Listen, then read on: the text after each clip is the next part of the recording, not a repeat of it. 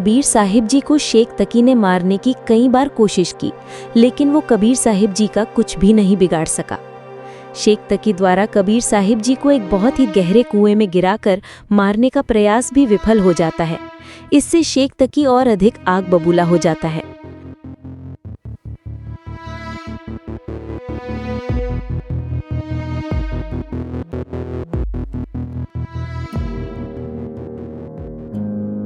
आखिर ये कबीर उस गहरे कुएं में से बच कैसे गया? हमने तो उसे कुएं में गिराकर कुएं को मिट्टी, पत्थर, नुकीले कांटेदार तार आदि से पूरा कूट कूट कर भरा था। फिर ये उसमें से निकला कैसे? पीर जी, वो कबीर बहुत ही शक्तिशाली है, उसको मारना संभव नहीं है। तू चुप कर, तू मुझे जानता नहीं है। मैंने अच्छों को मिट्टी में मिला दिया है। ये कबीर क्या चीज है? अब मैं इस कबीर को अपनी आंखों के सामने ही मौत के घाट उतारूंगा। तू एक काम कर, 4-5 अच्छे तलवारबाजों को मेरे पास बुला कर ला। ठीक है पीर जी। शेख तकी कुछ गुंडे बुलवा लेता है। पीर जी, ये तलवारबाज बहुत ही खतरनाक होने के साथ साथ बहुत ही चालाक भी हैं। हुक्म कीजिए मालिक। सुनो, तुम सब लोग मेरे साथ काशी चलो। वहां एक कबीर नाम का जुलाहा है, हमें उसे जान से मारना है। अगर इस काम को तुम पूरा करोगे तो मैं तुम्हें मालामाल कर दूंगा। काम हो जाएगा मालिक, बताइए कब करना है। हम आज ही काशी के लिए निकलेंगे। ठीक है मालिक। शेख तकी उन गुंडों को साथ लेकर काशी पहुंच जाता है।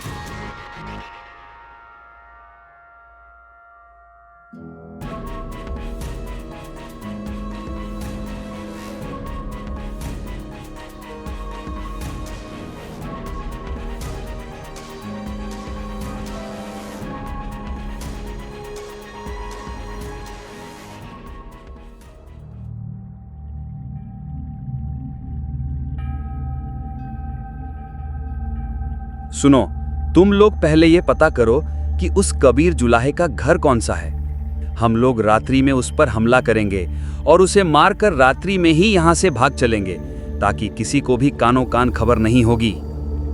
ठीक है मालिक।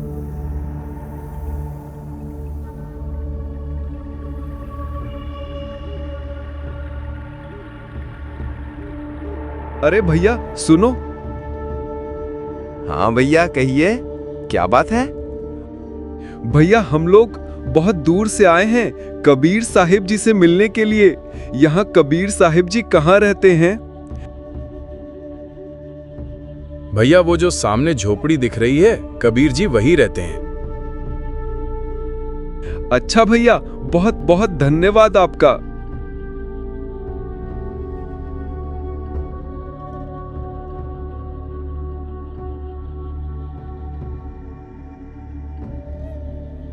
मालिक, हमने पता कर लिया है कि वो जुलाहा कहाँ रहता है।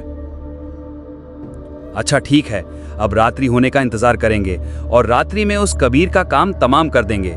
पर याद रहे, इस बात की खबर किसी को भी नहीं होनी चाहिए।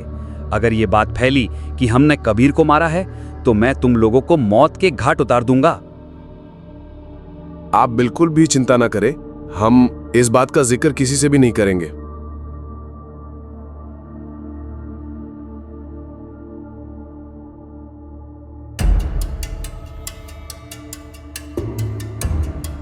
सुनो, लगता है अब सभी लोग सो चुके हैं। यही सही समय है कबीर को खत्म करने का। चलो मेरे साथ। रात्रि में शेख तकी उन गुंडों को लेकर कबीर साहिब की झोपड़ी में पहुंच जाता है।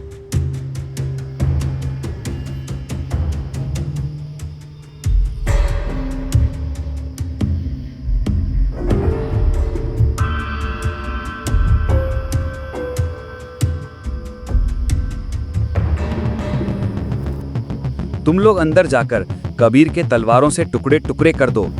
मैं यहीं खड़ा होकर देखूंगा। पर ध्यान रखना, उस कबीर की आवाज भी नहीं निकलनी चाहिए, वरना आवाज सुनकर लोग यहां आ सकते हैं।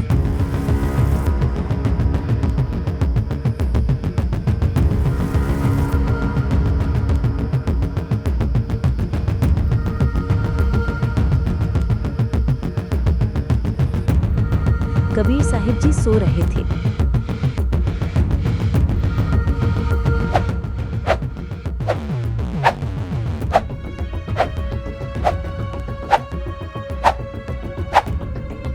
गुंडों ने तलवार से कबीर साहिब जी के टुकड़े टुकड़े कर दिए और अपनी तरफ से मरा हुआ जानकर चल पड़े।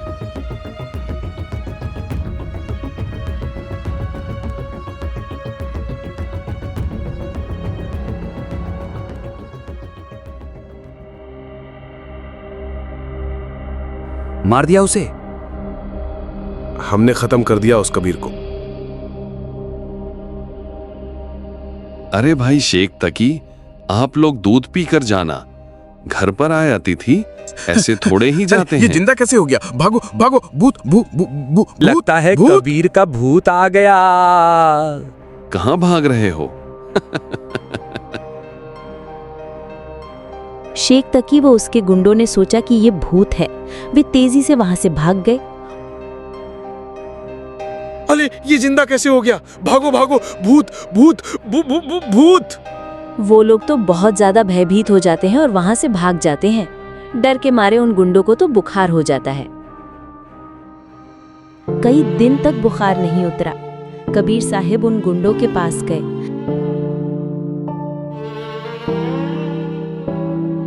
हे कबीर साहिब जी, हमें क्षमा कर दीजिए। ये तुम्हारा पीर तुम्हें मरवा कर छोड़ेगा। ये तुम लोगों को गुमराह कर रहा है। इसकी बातों में आकर तुम लोग भी पाप के भागी बन रहे हो। हे कबीर साहिब जी, हमें क्षमा कर दीजिए। हमें उस शेख तकी ने आपको मारने के लिए धन का लालच दिया था। हे महाराज जी, हमें माफ कर दीजिए। अब हम कभी भी ऐसा नहीं करेंगे।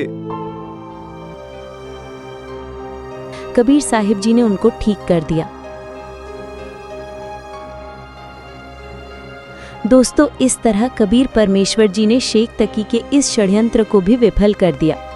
दोस्तों, कबीर साहिब जी की ये सच्ची कहानी आपको कैसी लगी, हमें कमेंट करके जरूर बताना। दोस्तों, हम कबीर साहिब जी के द्वारा किए गए अनेकों चमत्कारों की कहानी लाते रहते हैं। अगर आप भी कबीर साहिब जी के द्वारा किए गए अनेकों चमत्कारों की वीडियो देखना चाहते हैं, आप हमारे बेरा टोन यूट्यूब चैनल को सब्सक्राइब कर लीजिए और नोटिफिकेशन को चालू कर लीजिए, जिससे हमारे चैनल पर अपलोड होने वाले सभी वीडियो का मैसेज आप तक पहुंच जाए। धन्यवाद।